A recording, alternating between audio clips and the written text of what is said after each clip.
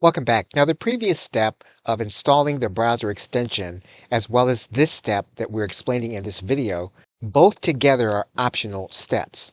Because every query is different, every account is different, and really every time is different, you may or may not want to have ChatGPT Search as your default search engine. It's fair to mention that ChatGPT has had, in its short history, a data breach, and so installing ChatGPT Search as the default search engine is not risk-free.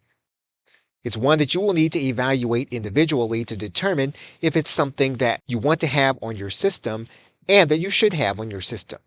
However, if that is the case and you do install the browser extension allows you to change your default search engine to ChatGPT Search. And what that means is that when you search in your address bar, ChatGPT Search will be used.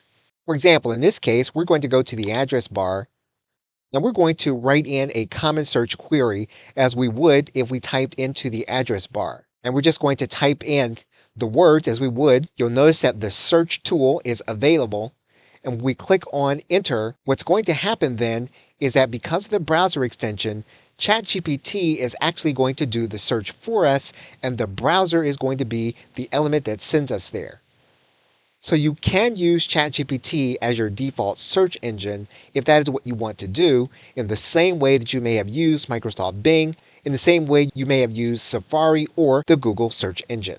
Now, every browser will be different in terms of making ChatGPT your default search engine. If you use Chrome for Windows, if you use Edge for Windows, the process may be slightly different, but the point remains that you can make ChatGPT your default search engine so that all of your queries go to ChatGPT. Okay, it's with that, thanks, and I will see you in another video.